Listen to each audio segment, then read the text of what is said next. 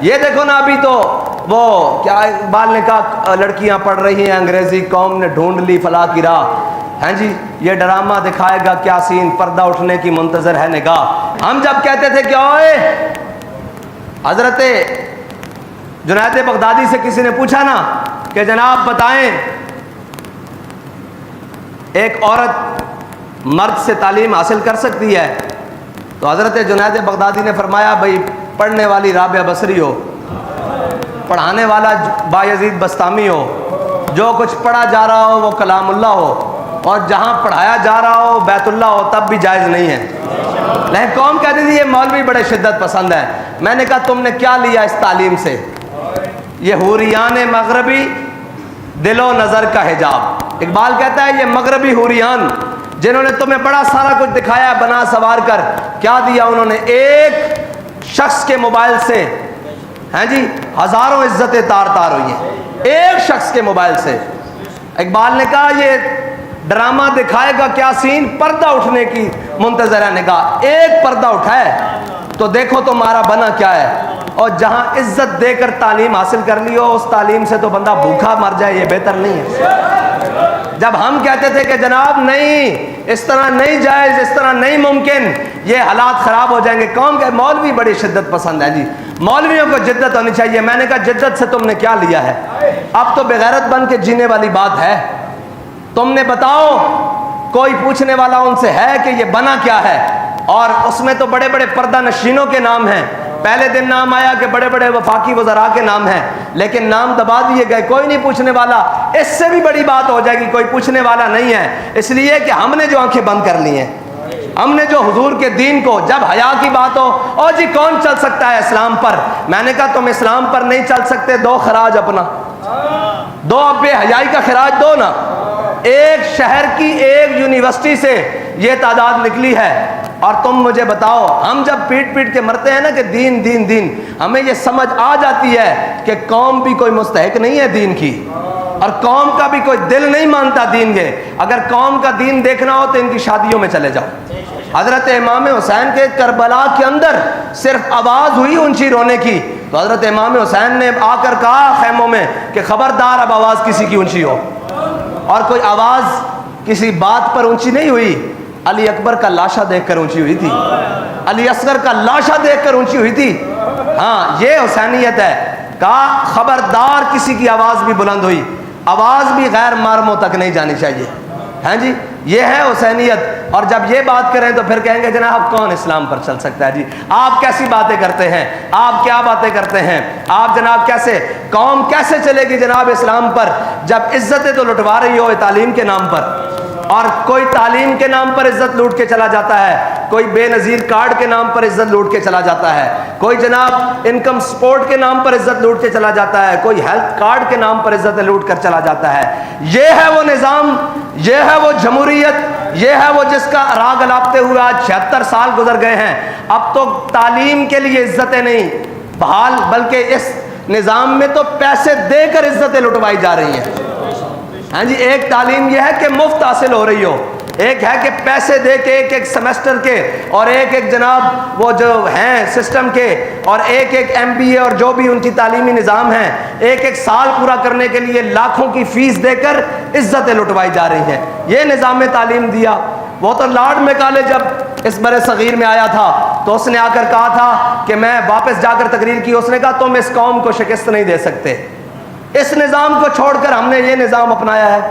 ہاں صاف سن گیا ہے قوم کو بھی، ہاں سب کو، اس لیے کہ حضور کے دین کو جو کمر کی ہے، قرآن کو پیچھے چھوڑ کر یہ تعلیم جدت کے نام پر آئی تھی. تو پھر اس طرح ہی ہونا تھا نا.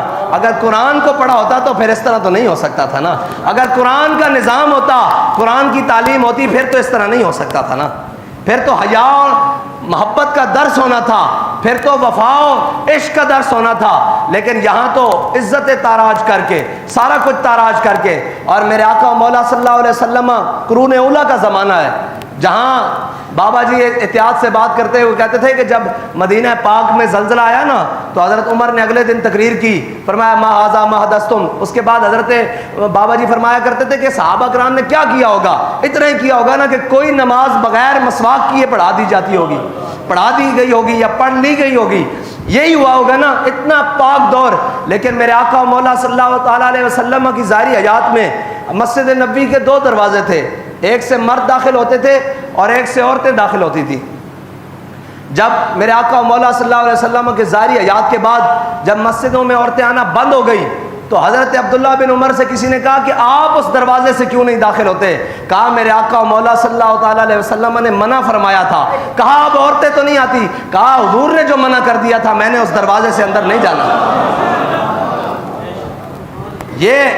یہ اس قرون اولا کی دور کی بات کر رہا ہوں. اس دور میں بھی حضور نے فرمایا تمہاری نماز تمہارے گھر کے پچھلے کمرے میں زیادہ قبولیت ہے.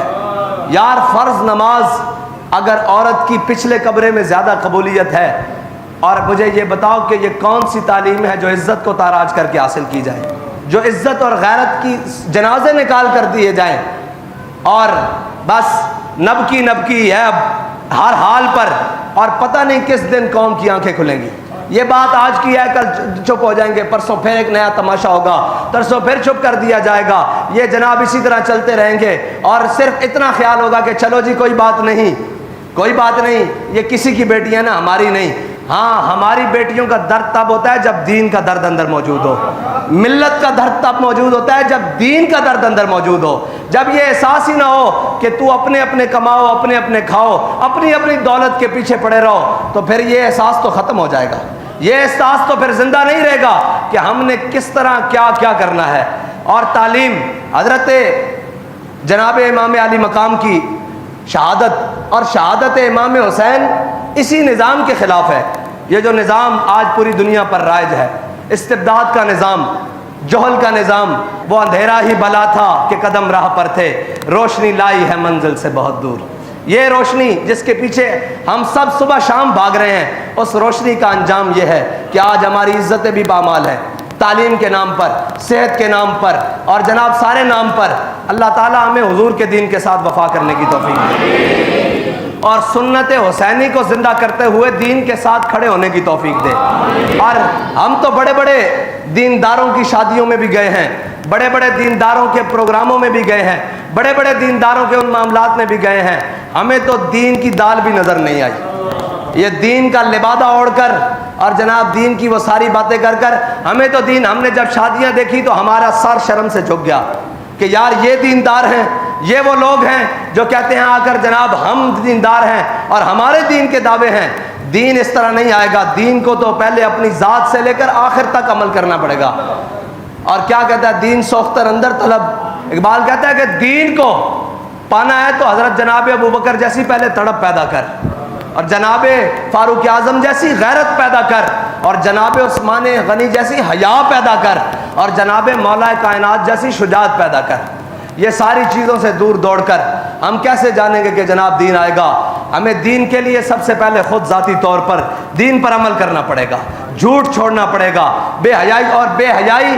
حضرت شیخ نبھان آپ کی قبر پر جب عرب اسرائیل جنگ ہوئی نا تو بابا جی نے سنایا تھا بھی آپ کی قبر پر ایک مراقبہ کرنے گئے عالم، انہوں نے حضرت علامہ نبھان کی قبر پر مراقبہ کیا. انہوں نے کہا حضرت علامہ نبھان یہ حضرت جناب خالد بن ولید کی قبر پر مراقبہ کرنے گئے جب عرب اسرائیل جنگ ہوئی. تو حضرت علامہ نبھان جب حضرت خالد بن ولید کی جنگ پر مراقبہ کیا نا، کہا آپ سیف من سیوف اللہ ہیں، آپ اللہ تعالیٰ کی تلوار ہیں، آپ خالد ابن ولید ہیں. آپ یہ بتائیں کہ اسرائیل اتنا سا اسرائیل ہے اور اتنا بڑا عرب ہے، اس اسرائیل نے عرب کو کیسے شکست دی ہے؟ کیوں نہیں عربوں کو فتح ہو رہی؟ تو حضرت خالد بن ولید نے کہا کہ عربوں سے جا کر کہو کہ تمہارے نوجوان بے حیا ہو گئے ہیں، لڑکے اور لڑکیاں، اس وجہ سے تمہیں شکست ہوئی ہے. جو قوم بے حیا ہو جائے نا، پھر حضرت جناب سیدنا صدیق اکبر نے بھی کہا تھا کہ جو قوم بے حیا ہو جائے پھر اللہ اس کے اوپر اپنا قہر مسلط کر دے گا. ہاں جی، اور اس کے اوپر اللہ عمہم البلا، اور اس کے اوپر اللہ تعالیٰ اپنی بلائیں نازل کر دے گا. اب جب بے حیائی کا عروج اس سطح پر ہے تو پھر ہمیں یہ کہنے میں جناب شرم نہیں ہونی چاہیے یا ہمیں عیر نہیں آنا چاہیے کہ ہمارے ساتھ کیا ہو رہا ہے. ہمارے ساتھ اسی لیے ہو رہا ہے کہ ہم نے اسلام کو چھوڑ دیا. جب میں یہ کہتا ہوں کہ یا اللہ میرا حال دیکھ، آواز آتی ہے بندے اپنا نامہ اعمال دیکھ. اللہ تعالیٰ مجھے اور آپ کو دین کی سمجھ عطا فرمائے. وآخر دعوانا الحمدللہ رب